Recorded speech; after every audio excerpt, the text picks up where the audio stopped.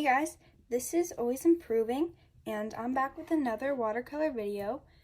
This is going to be another tutorial from Let's Make Art I'm following along with, and today we are painting a picture of flowers and working with negative space. This is her design. I am going to follow it pretty much, and this video will mostly be a speed paint of my process. But first I want to show you the materials that I am using. They provide these in the subscription box. These are the 4 colors that we're using for this project: deep yellow, leaf green, magenta, and berry blue. And these are provided, but the brushes I'm using are not. I might pull out a few more, but they're all Master Touch or Mozart art supplies. So those are the brushes I'm using, and of course I have water and napkins, paper towels over there. I'm using a palette for my colors, and yeah, that's it. So this, for this project, we start out sketching out the flowers because we're using negative space. So that will start right now.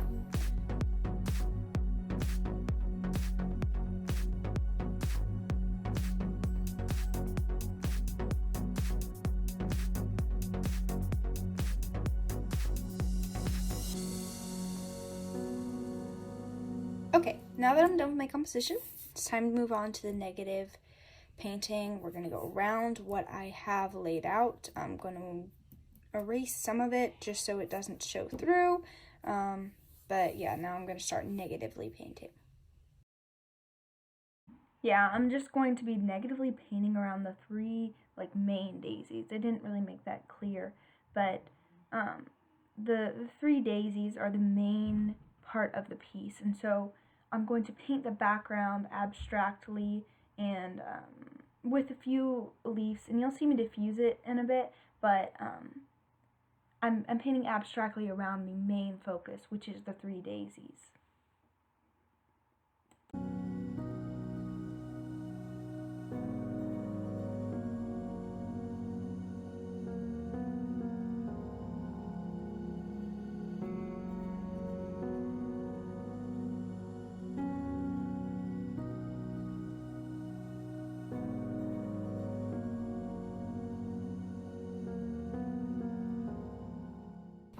Now that we're done with the backgrounds and have the composition laid out, it's time to take a break and go in with the actual flowers. I'm going to start with the centers of the flowers and making them really saturated yellow.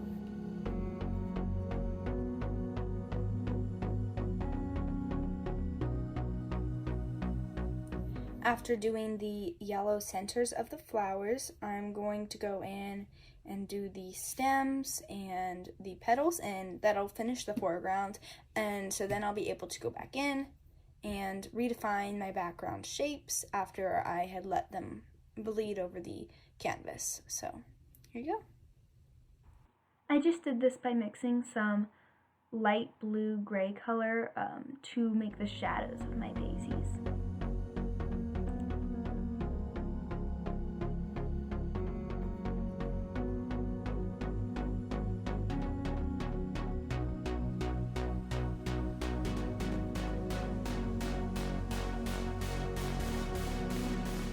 At this point, I think I'm going to go back in the background and kind of do some defining and fix, with the diffusion of the watercolors here, the leaf kind of lost its shape. So I'm going to give it a little more dimension. I might add some blue to my green to make some darker shades of some of the leaves, because right now I feel like all of them are mostly the same leaf color.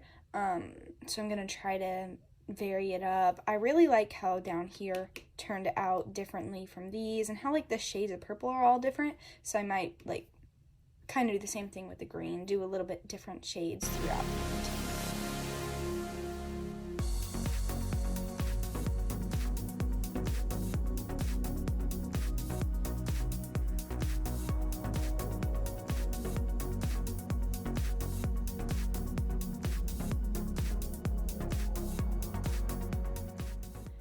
So, I kind of stopped watching the tutorial video because I kind of got a gist of it and I didn't really want to, I think I know how I want to finish it, basically.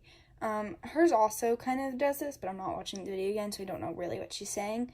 But I feel like what's really missing is just a few, like, defining strokes. Like, I feel like I need to define the flower shapes, define the petals, really, on some of the leaves. But I really enjoyed doing these background pieces. I think those were turning out well. So I'm going to add a few more defining strokes and see how they go.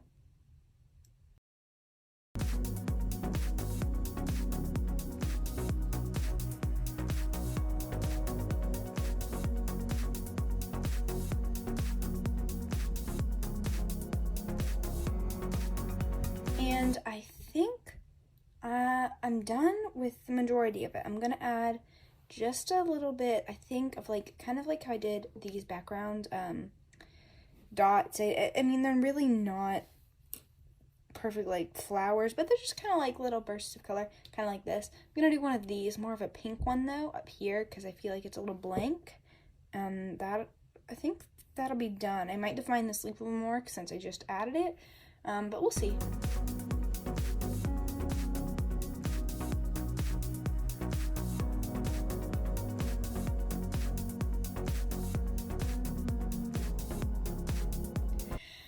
Okay, I think I'm done. Now I'm going to let that dry, and then I'll be back to sign the piece and end the video. Wow, I actually really like the way this turned out. I started to finish up some of the small details, and I signed it. And the top part still isn't dry yet, but I want to start peeling away this tape.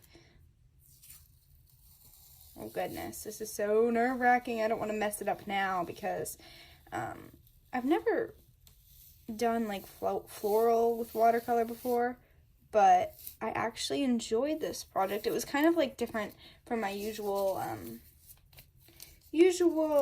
artwork because I don't do flowers, but also it's not super strict. Like, it wasn't super realistic or super stylized. It was more abstract. The background just kind of whatever you want it to be.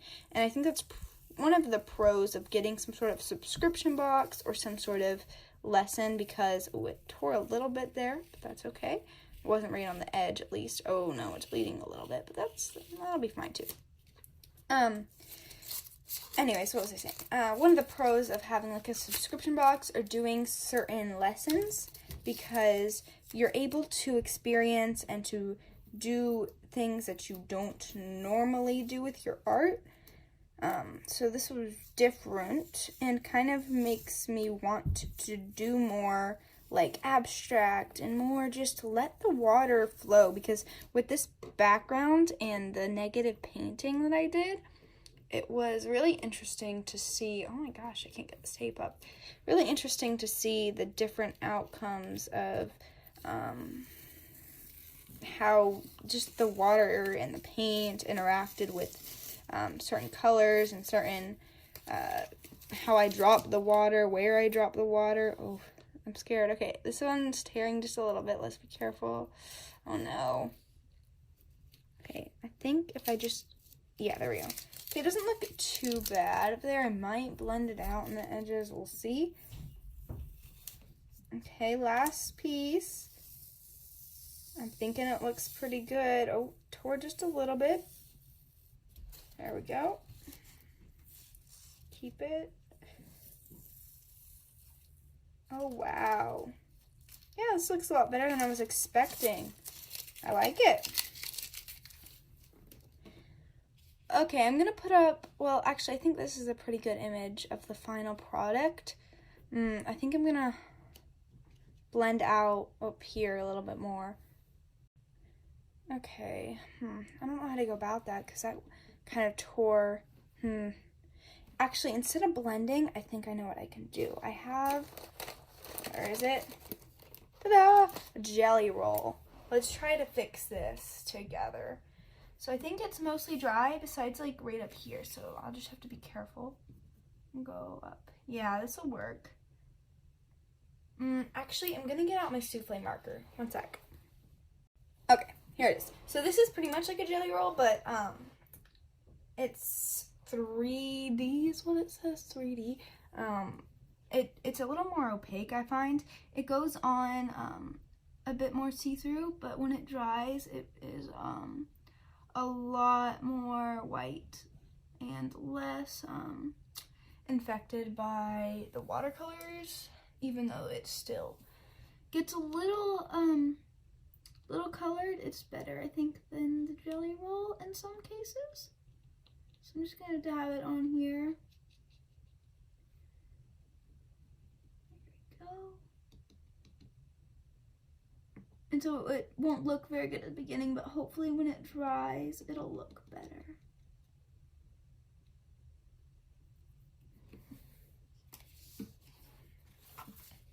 Okay, there we go, guys. Thank you for watching, and I hope that you liked this process of me following this tutorial. It's really interesting to try new things, so I hope that I inspire you to make things out of your comfort zone or to try just a new technique. Even if you don't do art, you can still express yourself creatively in so many different ways. I think it's good to try a variety of activities to express yourself. It's a good way to relax too. So that being said, I hope you enjoyed this process again, and that if you did, you'll consider liking the video and subscribing to my channel. I upload twice a week, Mondays and Fridays. And if you have any ideas for future videos, please comment. Thank you for watching. Bye.